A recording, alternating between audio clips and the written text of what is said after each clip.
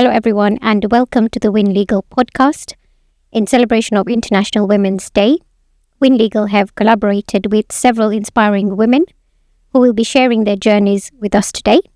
I'm Binal Shah, Senior Associate at WYN Legal, and I'm extremely excited today to be joined by Radhika Maya, who is the founder of Radhika Maya Dance and who is also a travel business coach.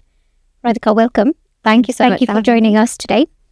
So if you could talk to us about the background, your journey towards where you are right now and how they kind of, I suppose you're doing two different industries. Yeah. You're doing a dance company as well as a travel business. So how do they all come about? I think it's from my actual upbringing. And my journey actually started from the love of music. My dad was a big fan of music. And so we would always be around music. I'm the eldest, one of three. And as we grew up, I loved dancing. But the great thing was my dad was so supportive. And he was really key into instilling education into us. But he also, which I now found and learned is not normal for back then, really kind of pushed us to do what we wanted to do and enjoy. So he would be that guy that would be at all my dance events with his camera at the middle, and be filming us. So I think from that, because I had that support, it allowed me to continue that love and passion as I did over the years. But I think that honestly, it was me making up stories in my head that I had to go and get a degree and work. Because at 16, I got a job at Marks & Spencer's after doing my work experience. And then I went to uni. And I didn't want to go to uni, I'll be honest. I knew that I was into the whole creative field. And I didn't actually like the idea of it. Studying. I didn't. Yeah. It wasn't for me. And I struggled throughout high school to even just get the normal grades with a lot of tutoring. But I still did it. I wanted to give it my best shot because of my parents. My dad was educated. He had a degree, and I wanted to do him proud. For that reason, I tried to go, as much as I could. And even 1 year into uni, he would come to visit me, and he said, you don't need to do this. Just come home. It's fine. I was like, no. Your dad said that? My dad. Okay. He'd come regularly because he used to travel a lot for work, and he'd stop by. Come home. It's fine. And I was like, no, I'm going to keep going. So I got the degree. Nothing special, but I got it. And then I went back into dance. So I joined a dance group and all sorts. Couldn't find a job, actually, because we were in that economic crisis at that point. And there were only high-profile jobs. Then I sat around trying to find a job. Everyone's asking you, what are you doing now? And it just went on. And then I got a job in teaching, just helping kids at a tuition centre. And I realised I love teaching. So there I went off to do that. And I loved it. Rewarding, challenging. It gave me everything. Went and got a teaching degree. So I went to uni again. So actually, I got 2 degrees. Okay. From not wanting any, I went to South Bank and I got my PGCE. And then I did teaching for some years.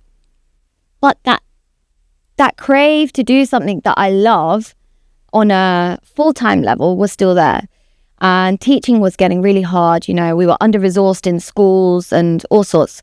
And then I made that decision at 30. I remember at 30, I was like, no, I'm going to do what I do anyways, dancing, choreographing, all of that. And I'm going to make money from it because this is what I want to do. You combined your teaching experience, I suppose, to set up. And I didn't realize that was going to happen. Okay.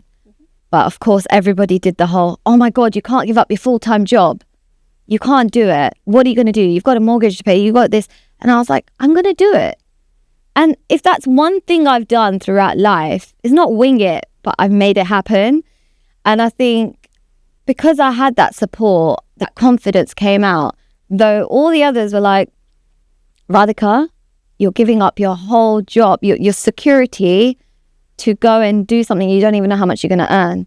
And I said, yeah, because I know how much I need to earn. So I'm going to make sure that happens. Yep. And I made it happen. I was tutoring, I was dancing, I was doing everything that I could. And I was living the life. Like, I'm not going to lie. And listen to everyone who was saying it. Yeah, which is great. Obviously, you've achieved. I did it, but it was hard work. Yeah. Because my dad was one of them that said, oh my God, you're giving up your job. Like, he had faith in me, but at the same time, he didn't want me to ever be at a disadvantage, right? And that's normal for parents. But I think my biggest strength, and sometimes it can be a weakness, is not listening to the noise. And I just do what I want. Okay. So I had that, experience of giving that up and then going into what I wanted to do. And then as years have gone by, you get married, you have children. Dancing isn't something that I can do full time anymore. So then my hands are itching again. Need to get into something. How the travel business came about. I actually had my child in lockdown, my first child. She's 5 now. And then I realized I needed to get a job now because dancing to the screens wasn't going to pay me as much as I loved it. But so I went and got a council job, and I did that for a while. Again, nothing, making me want to wake and jump out of bed every morning. But I feel like there's a lot of people like that, right? However, I wasn't going to sit around. So I looked for something else, and then I had my second baby. And 1 month after that, I just jumped into this travel business because I was like, my life is not about cooking, cleaning, changing nappies. I need more than that. And that's no offense to anyone else that, wants to do it. But again, I had the chitter chatter of, oh no, you just had a baby. So how old were your children at that? So Rani was 3.5 and Rohan was only 1 month. And I started this travel business, and I was full-time working, and I was doing my dance stuff. So with the dance, it was my passion, and I always wanted to keep that because I built my brand and I worked so hard for that. I didn't want to lose it. It's like your first baby. So it was something that I wanted to keep doing. I just couldn't do it at the maximum capacity, right? So I carried that on in the background, and I just didn't advertise heavily because I'd only take, word by mouth clients. But with the travel, it was something I could do online. So I was like, you know what? This is great. Have a baby, I can be on my laptop, on my phone, do what I want in the hours that I want. Flexibility, right? And it was great. And then I went and did that thing where I was like, right, I'm in a good place now. I'm going to quit that job because I don't need it anymore. And I'm going to make sure that this travel business pays me. So here we go. Had it third time round. Oh my God, you're quitting your job. You can't do this. And unfortunately, I did do that at a time. So I had Rohan 1 month after. My dad was really happy that I was doing this, but he unfortunately was suffering and going through cancer. 4 months in, he passed away as soon as I had Rohan, which was really hard. Yeah. And the last couple of things that he said to me was, don't give up your job. And I think that's because he was worried. Yeah. He was worried about my financial security, just me generally in life. I'm the one that has the 2 kids. And I think, that was, I couldn't put that kind of, voice. So I was just quiet and I didn't say anything. I didn't say yes because I knew at that point that I was going to give up my job. And it was really hard because I felt guilty that I had let him down. Yeah. But you wouldn't have been true to yourself, I suppose, if you said that. Yeah. And, after all these years, he knew I was the fighter. He knew that I would make it happen. But I think he just wanted me to have that guaranteed security. Yep. And what I wanted to say to him at that point was, Dad, I'm going to make it. And I'm going to do this because I've done it every other single time and I will get through it. I couldn't say it, unfortunately. And, within the 2 weeks of him having that kind of last discussion with me, he passed away. And at that point, I kind of decided for myself that, you know what? I know I'll make it, but I'm going to make even more of it just to prove a point. And he's not here, but for my children and for me. And I think this whole International Women's Day stems down to how we bring up our children. No, I completely agree.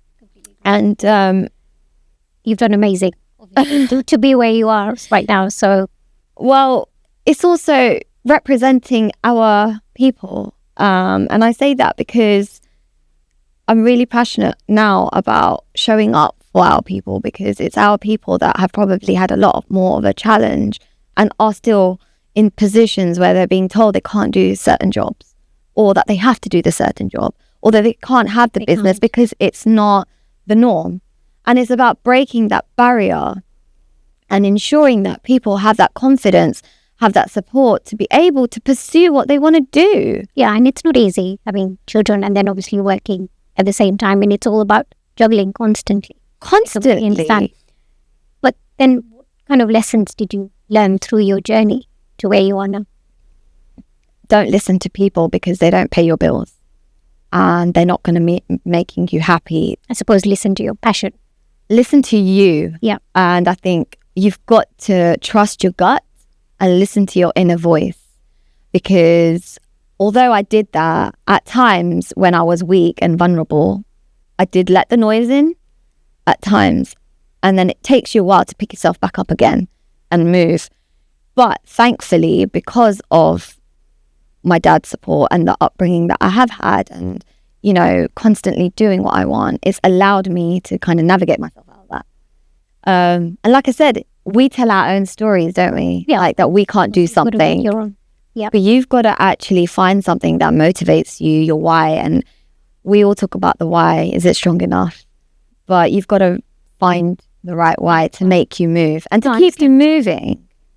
So what does the future hold for you? Because obviously, you know, what's next? What's next? Oh, I never know what's next. You know what? I'm in a good place right now because I'm doing what I love. And I think that's what I want to, it's about educating people and showing that value, right? That you can do it, but people need to see people doing what they love.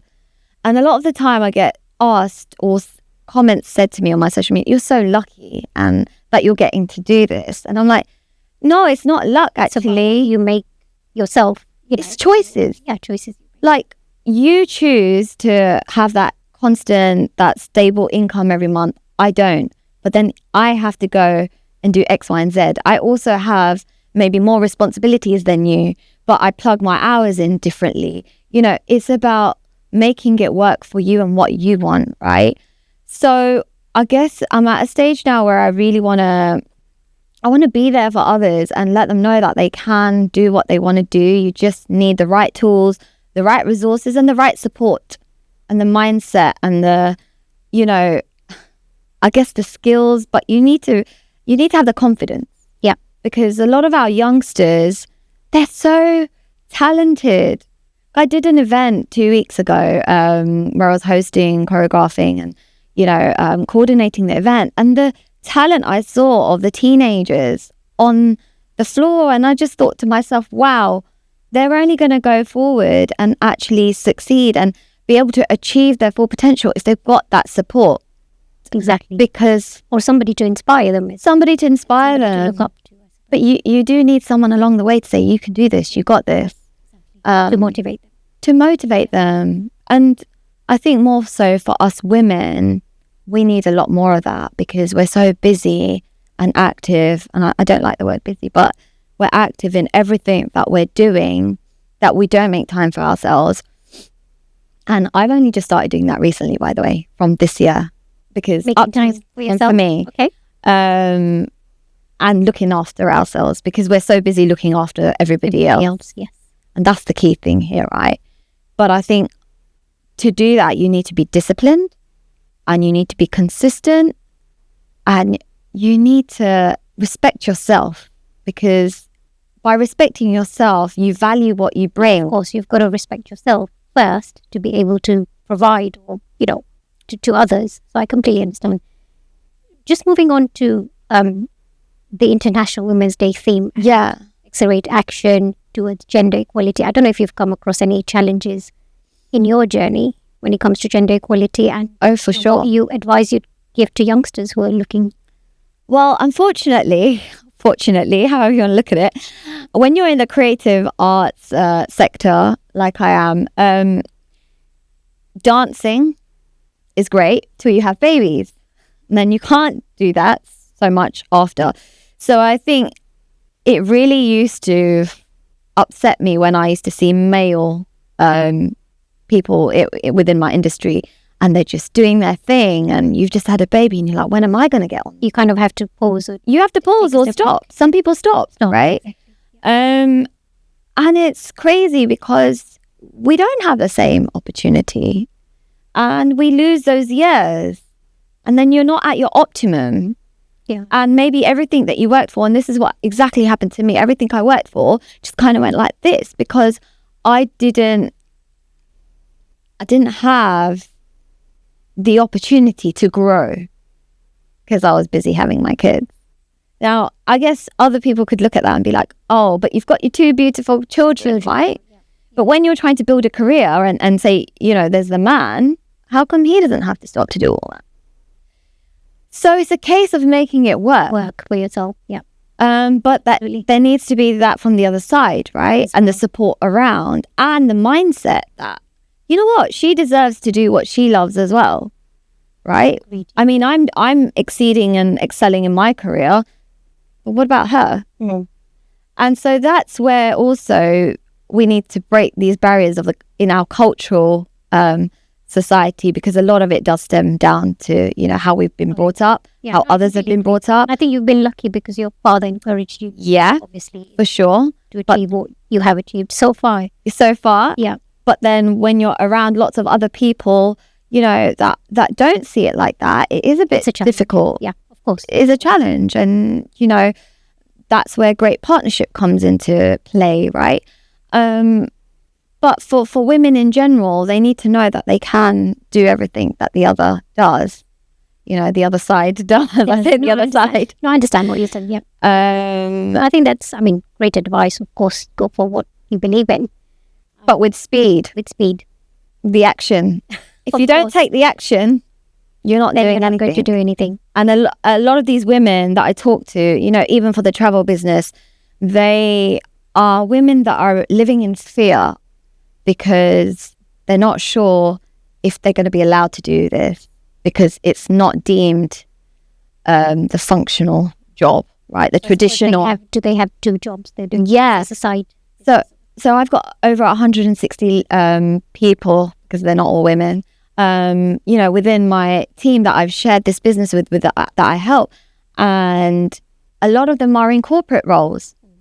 So it's about educating people that, look, you can do this and you can also do that. And having multiple income streams is okay. Okay, yeah. Because the one state, that's kind of the traditional way of thinking, I suppose. And it's been that way for a very long time, right? Yes. But if we only just did that one thing, are we actually going to be able to survive in this world that we have right now? Yeah, you're right. It's a good question. Because a lot of people complain about money, that they don't have enough of it. So what are you going to do? Because your job only allows you to earn a certain amount. Yeah. But because you're a woman and you're looking after your kids and you might already have something else, you can't do something additional to that, can you? Yeah. Of course you can.